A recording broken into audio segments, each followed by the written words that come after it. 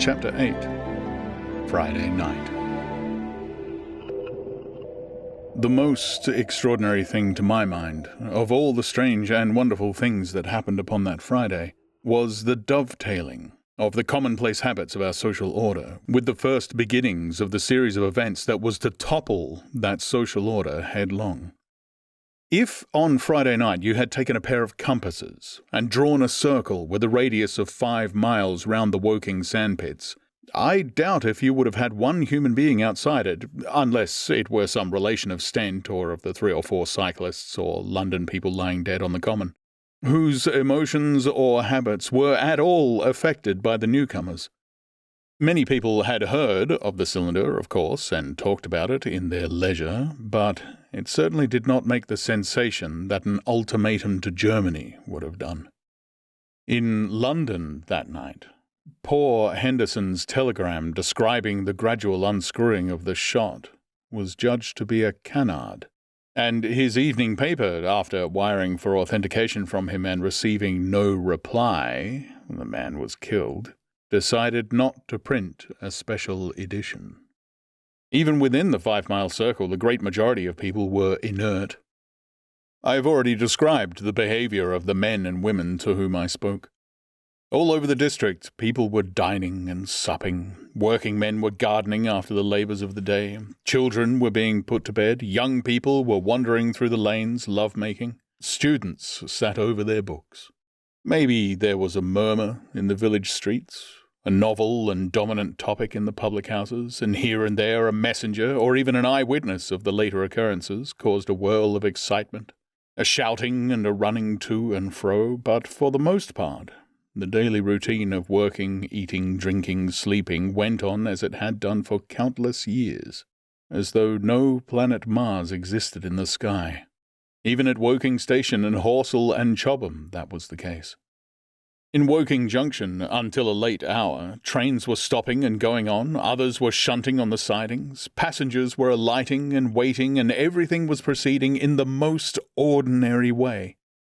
A boy from the town, trenching on Smith's Monopoly, was selling papers with the afternoon's news. The ringing impact of trucks, the sharp whistle of the engines from the junction mingled with their shouts of "Men from Mars!" Excited men came into the station about 9 o'clock with incredible tidings, and caused no more disturbance than drunkards might have done.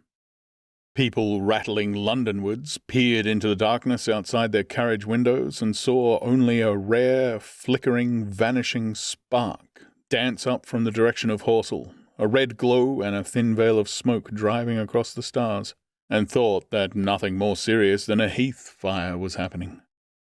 It was only round the edge of the common that any disturbance was perceptible.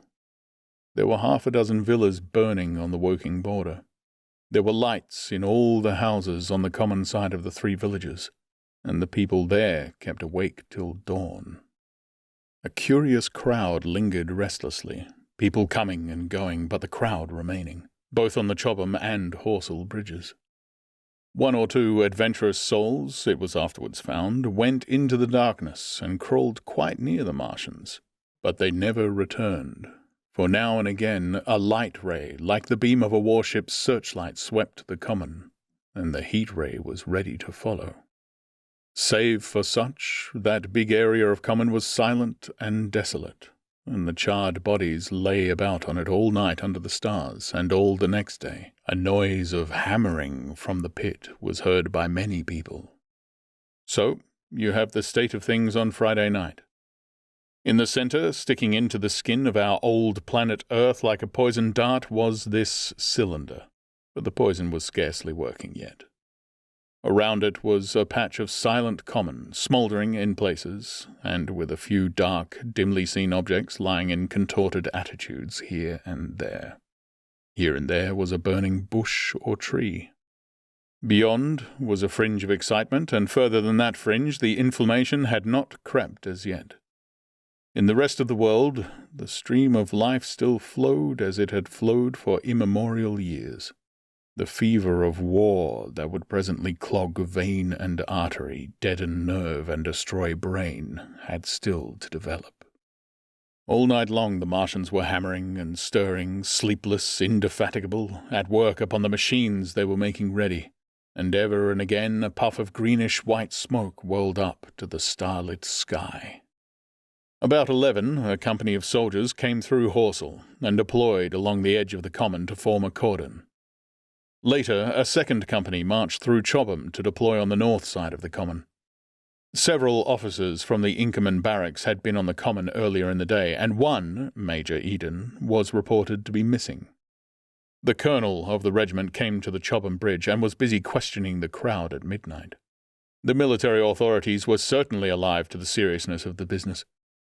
About 11, the next morning's papers were able to say, a squadron of hussars, 2 Maxims, and about 400 men of the Cardigan Regiment started from Aldershot.